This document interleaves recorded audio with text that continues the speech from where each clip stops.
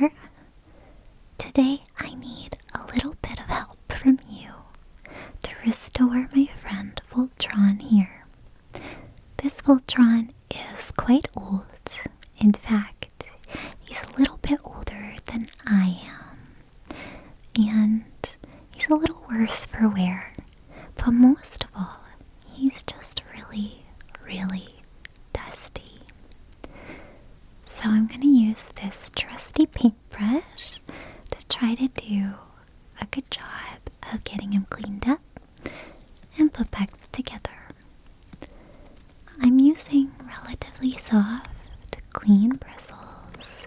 However, they are relatively stiff at the top so that I can get into all of those really thin, narrow channels in all of the lines. And I think I'll be able to get into all the nooks and crannies as I maneuver around all the dusty spots. So,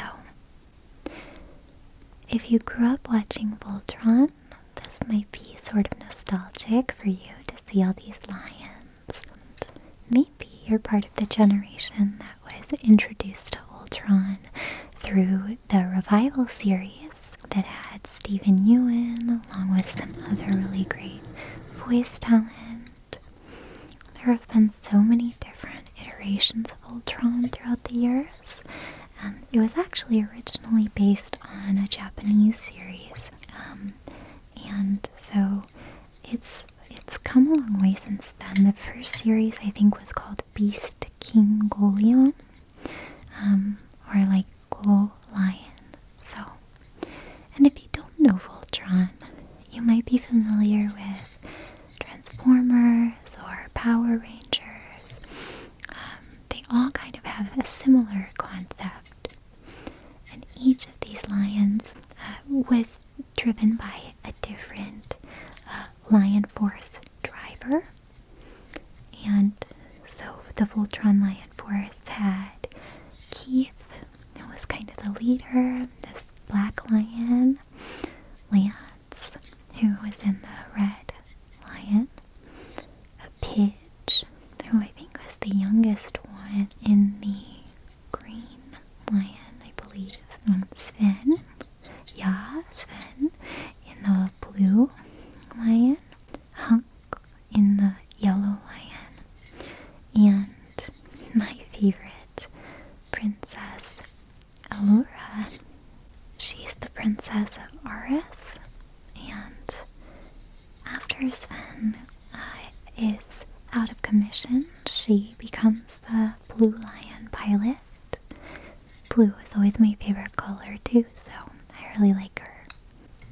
So we're just gonna try to get his paws nice and clean, and his shoulders, mantle, the top of his head, and his little snout. The flanks, gotta get the flanks on the back. And you can see one of the wings is broken, but that's okay.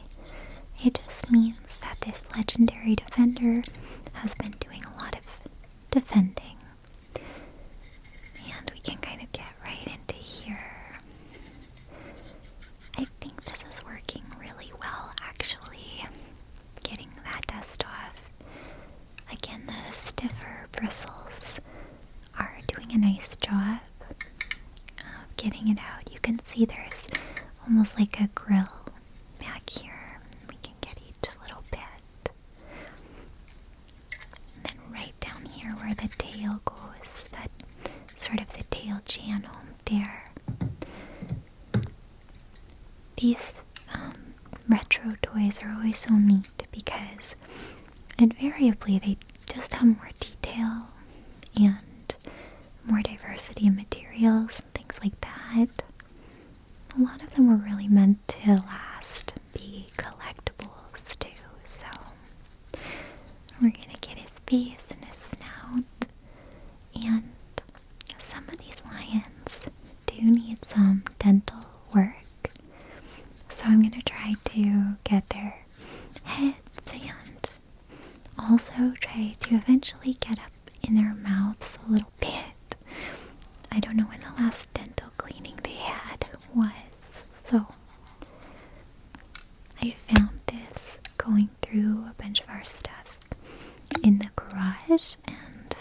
I was so enchanted. There's that tail channel again, so we just kind of swoosh in there too, and just kind of like a back and forth, like a windshield wiper, and right down in there. And there's so many crevices and so much design work that went into these. There's also lots of bolts and screws and things, and so I think I'll be able to kind of swirl around them, and you can just see all of the textures on these too. There's just so much to look at. Okay, so that's another done. Let's look at this guy here. Oh yeah, we're really gonna get up in there. Make sure there's no like gingivitis going on here. And right over the shoulder blades, down the center, kind of swirl into those screw cavities there, swirl it there, and a light dusting of the paws and tail. There, swirling into that, and there we go. And you can see that each one on its own is such a beautiful figure, and it's so neat to see how they still all fit together. Get in the mouth there, and kind of apply a little more pressure and get back like that. There we go, on his little nosy too. They're so articulated, but because this is a pretty old collectible, it can be a bit difficult, there we go, to move them. Swirl in there, there we go, like that. But they can be a little bit resistant, and so it seems like they almost need some WD-40 or something to lubricate them a little. Go like that. I have some speed cube lubricants around for, speed cubes, Rubik's cubes and stuff.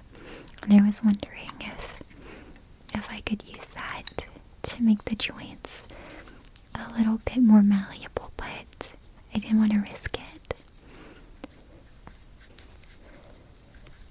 If anything, I would probably only use maybe a really mild dish soap and water if I wanted to really kind of clean these up. We're gonna get kind of the joints here, swirling, right there. Okay, there's another done. And got yellow lion. You can see his little, almost like exhaust pipe. And we can really swirl in there, like that. And this is a totally clean paintbrush. I wouldn't risk applying anything that has any contaminants on it or anything. Not that this is in mint condition or anything like that, but I think Voltron deserves our full respect, so that's kind of there. It's so easy to get in these spaces. And the muzzle, the top of the head, and we can kind of, what a good kitty. That's a good kitty cat. I bet these lions will be purring if they could. Okay, so they're looking really good actually. Way less dusty than before. And you can kind of see the original tag right there, which is really cool.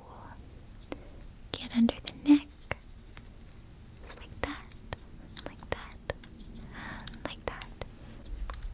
And get a little scratch under the chin for a good lion. When you open that jaw up, get those little saber teeth all clean. So nice and fresh. The name Voltron, good kitty by the way, what a good kitty.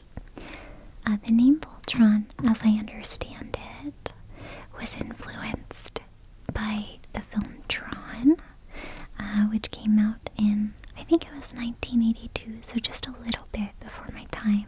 But of course I've seen Tron. And so I think that originally it was going to be called maybe like Volta or something like that. And they changed the name or added the portmanteau like Volta and Tron, so Voltron.